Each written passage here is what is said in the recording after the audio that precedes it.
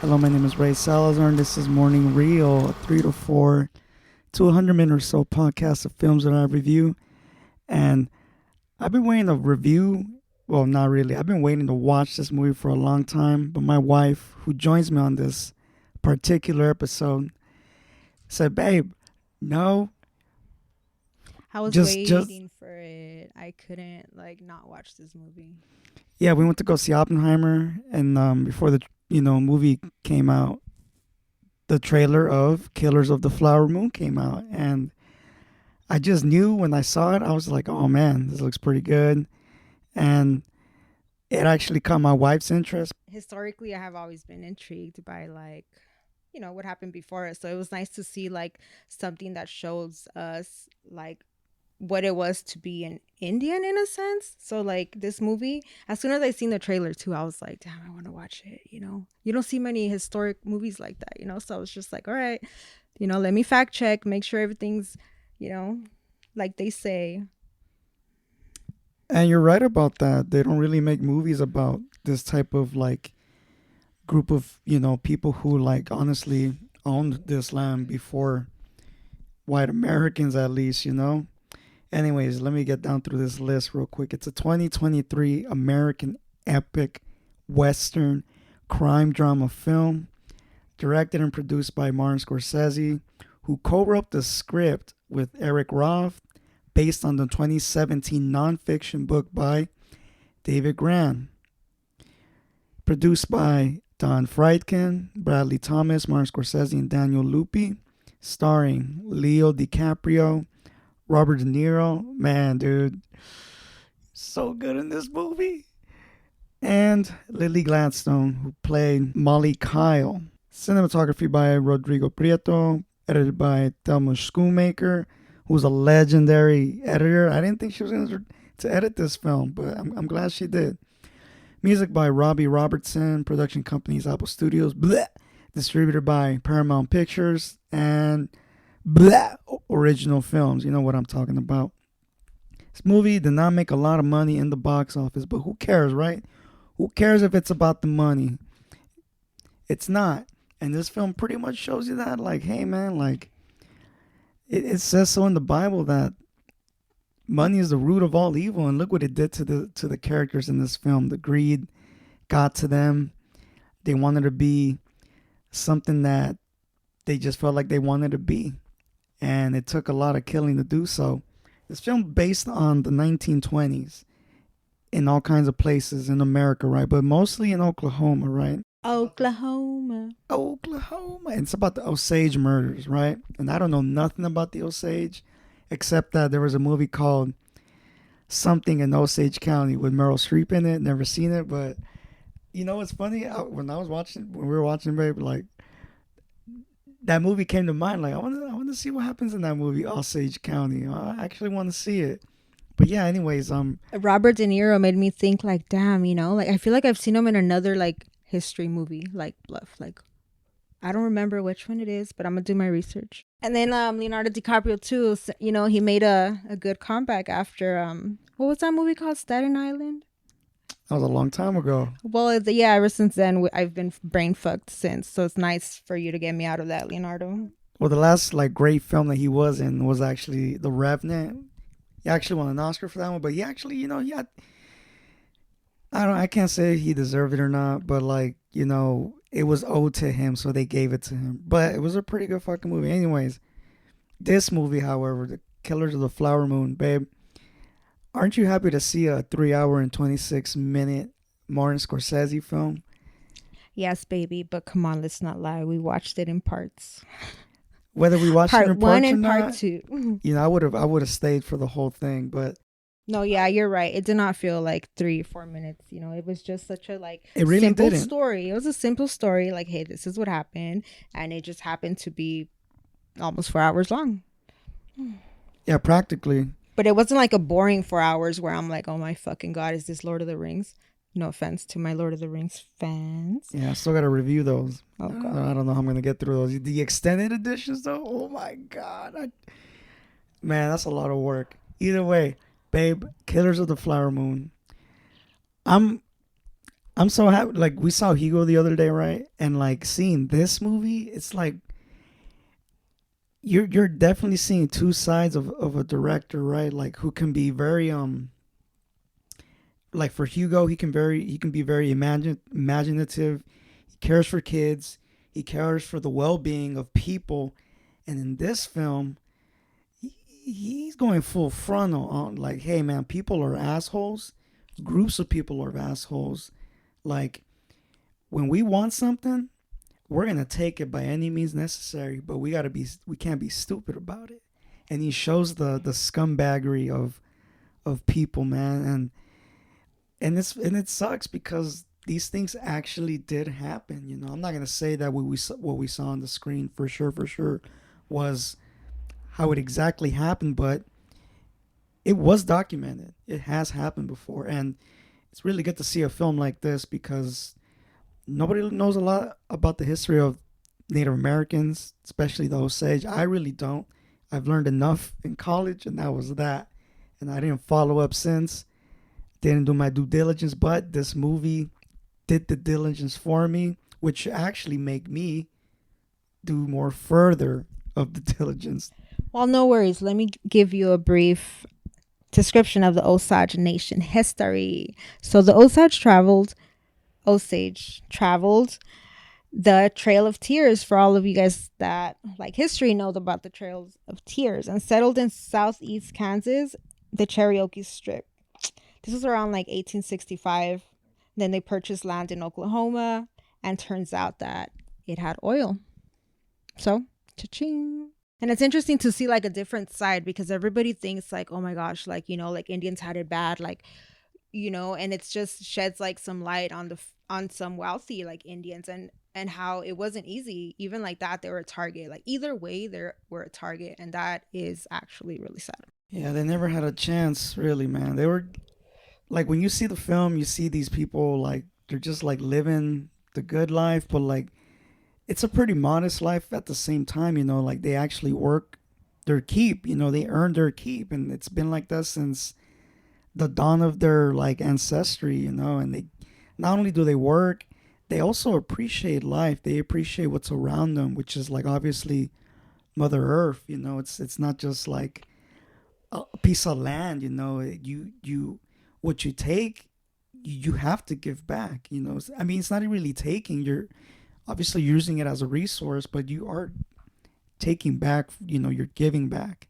You have to because I don't know, it's like tradition, you know, you got to keep that thing going forward because if you don't keep with the tradition, those things die, people change, and eventually they're not going to give a fuck about the earth, just like how we're doing it right now. And it sucks. So like in those sage like murders, so apparently it was like it was sisters, right? And the mom, and they had like the bloodline, and they had like they were made, like they had like all this money and stuff, and then the like sisters start dying.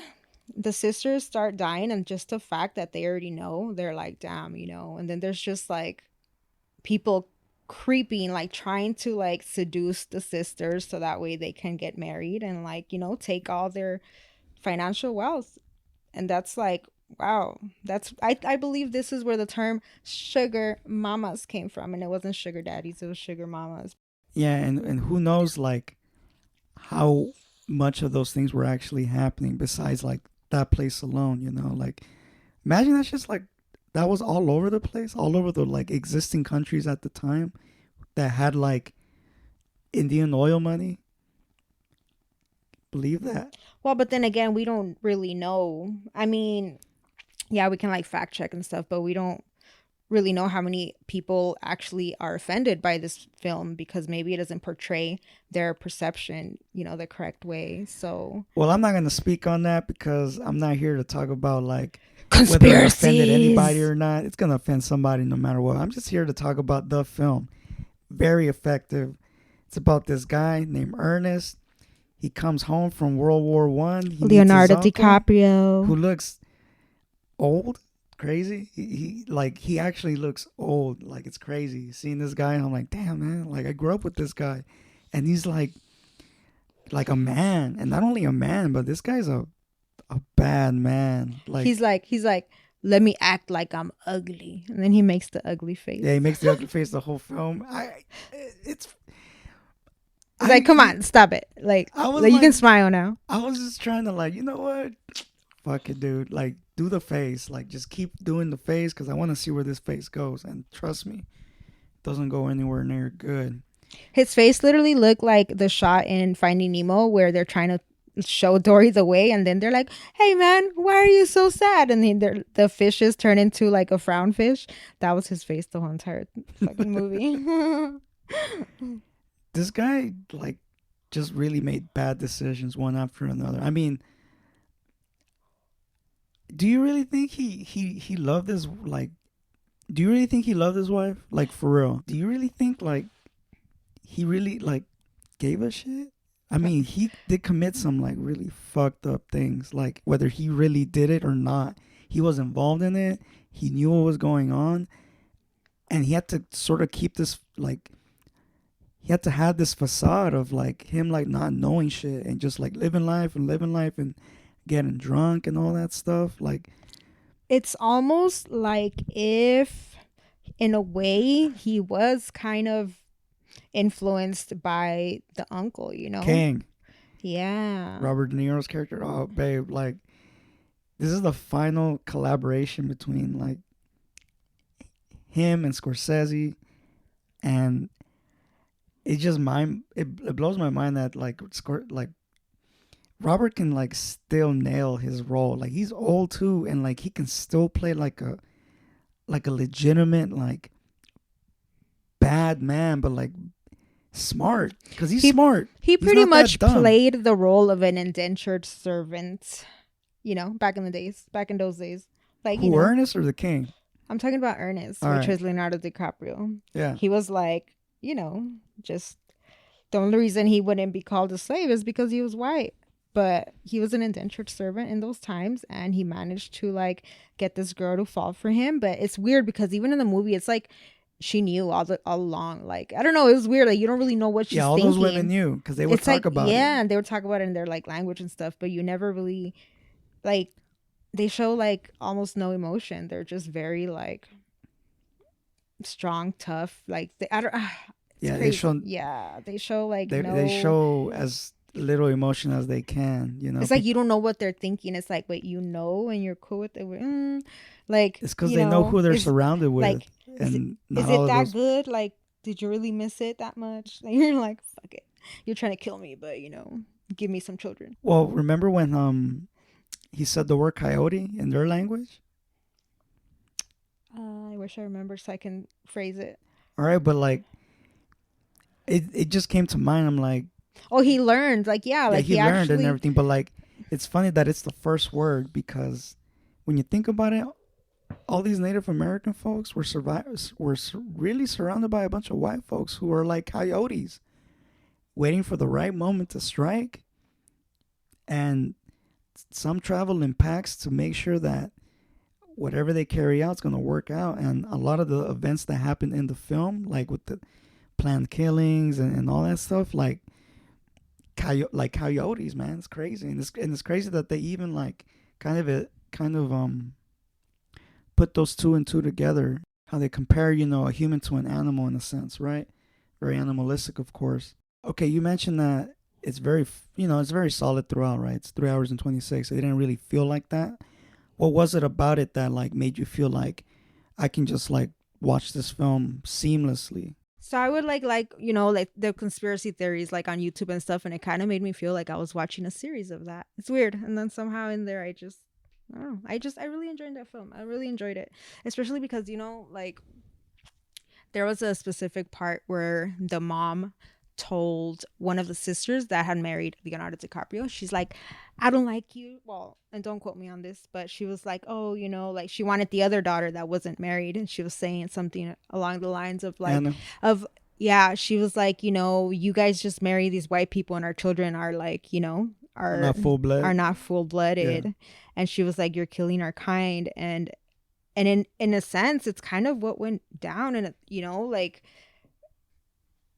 it's just fucking crazy. Like the interracial dating, it just kind of does kill off a line eventually because you lose track of the culture. You lose track of the language, and it just kind of becomes history. And this kind of keeps it alive. Even hearing like how they would talk and like their language. It's very very like it's amazing. It's amazing. I wish I could understand what the hell they were saying. Yeah, it makes you kind of want to like figure out exactly. I mean, you see it on the subtitles, right? But like, it's like I I want to know what they're saying without reading.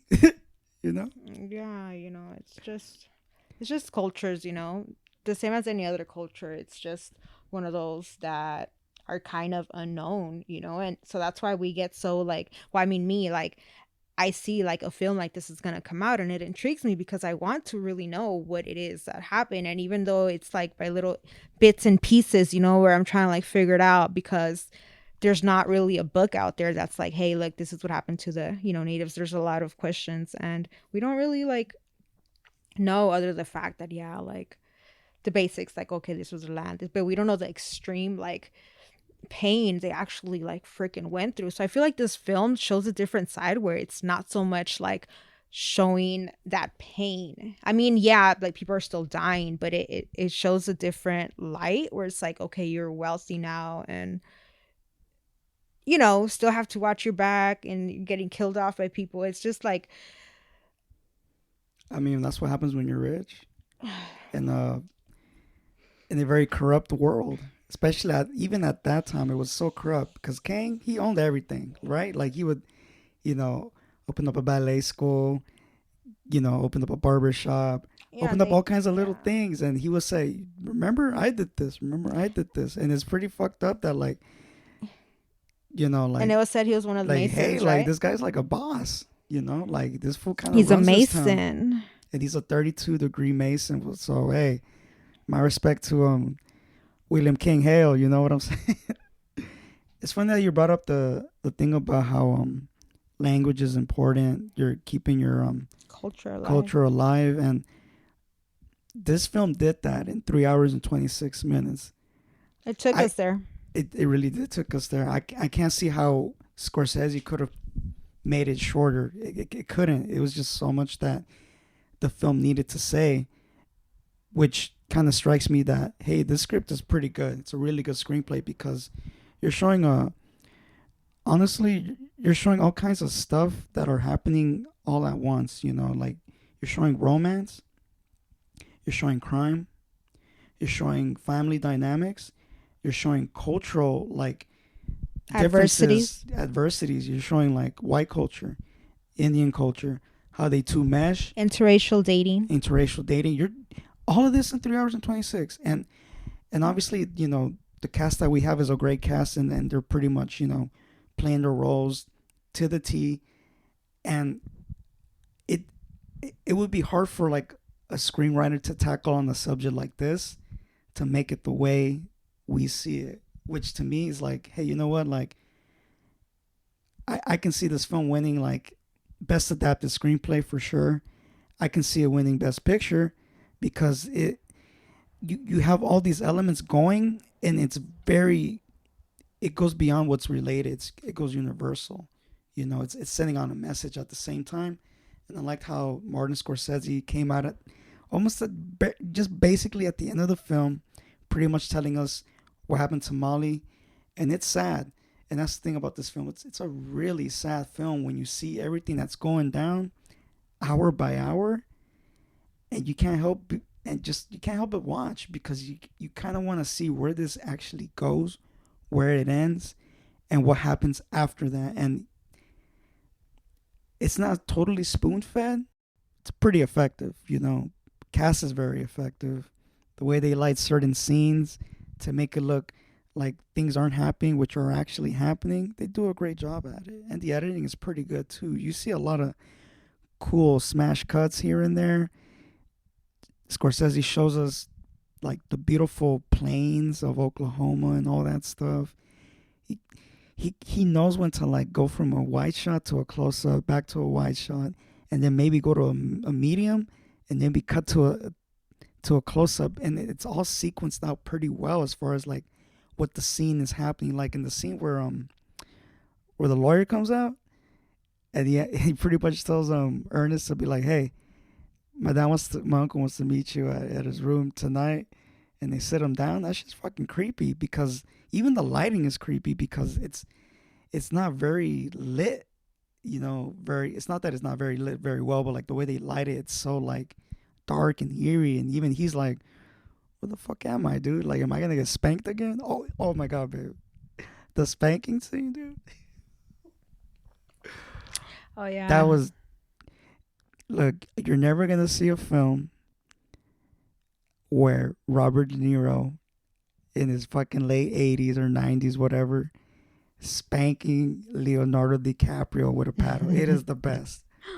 Like, it sounds exotic. like whoever owns the frame to that, like the fucking 30, whatever they shot it with, 35 mil, 65 mil, whatever they shot it with, whoever has that image, man, dude, you have something that is very priceless. Babe, final thoughts for this film. Many of you guys will be wondering, like, hey, how accurate are these events? But according to films.org, the great majority of the events of the film are unfortunately accurate. So that's something to think about. This movie is great if you like to take a blast to the past, you know, and really take in something, like learn something, you know. It's a great film. I recommend anybody to watch it. Yeah, it's pretty great. What about you, babe? Any final thoughts? Final thoughts. This film is great. I mean, the film pretty much tells you, like, know who you're fucking with. Like, even if it's family, you know, family will not always like have your back. Family will not always guide you the way you should be guided. So just really, like, just look out on your own. You know, look out for yourself. Really, like, just look out for yourself. The show's survival, man. They're like, it is survival, dude. They even had babies and kids, and they're just like, fuck it, you know. And then they try to kill the wives. Sorry to go backwards, but it's like, no, it's fine. You know, like they freaking were like planning it out. Like, I'm gonna kill you, even though I have kids with you, and I'm gonna take your money. Even like, the kids have rights, and they're like, nah, fuck that. We'll take it away, so I can get the money. It's all about money. It's crazy, but like at the end of the day, there's more to life than that, and that's what happens at the end of the film. Like, he says what he needed to say, Ernest, and like, look what he got at the end. He didn't get his wife back. Definitely didn't get his kids back. He didn't get the, like, anything like really promised, but because he made bad decisions. Yeah. You know, he could have still kept his wife. Really. Nah, she remarried. She's like, fuck this bozo. Yeah, Bozo. She's like, damn. So I mean, hey, at least she didn't get killed by that dude. Straight up, she got to live. She almost did. She got to live. She did get to live. Yeah. Follow me on Morning Shot Films, IG and YouTube. Check out Morning Reel. I got other podcast episodes such as like Knocked Up, Princess Mononoke. I gotta put out Glam. I put out Black Christmas, and I put out Jingle All the Way. I got all the gems putting out for you. I think you guys should let us know if you would like this to be specifically for viewers or people who are about to watch the movie, because we don't want to like spoil anything, you know. And then no. If they didn't see it, they didn't see it. It's been out already. Like, but if not, I could be like, hey man, and then this part and then that part. But I'm like, I don't want to mess up the movie for anybody. But anyways, it's a great movie. They didn't see it. They didn't see it. Too bad, man. You should have seen it before listening to this. Like, honestly. Okay. There, you answered my question. Yeah, okay, so these are for people that already watched it. Okay, yeah. They know. So so it's more like of a we've all watched it. Haha, talk smack. Okay, yeah. Whether they have or they haven't, you know, that's the whole gist. Well, anyways, that movie's fucking cool. You know, it's like, yeah, women are sugar mamas and tough ones, and then they, you know, they be getting it. Earth is the biggest sugar mama. They be getting that, like, and we're raping her every day. Wait, what? It did not look like rape. She was like, give it to me I now. Said the earth is our sugar mama. We're raping it every day. Well, technically, Any shout-outs? I'm not gonna take it there, but I mean, follow me at Stella_Blaze. There it is. On to the next one, and thank you. Ciao.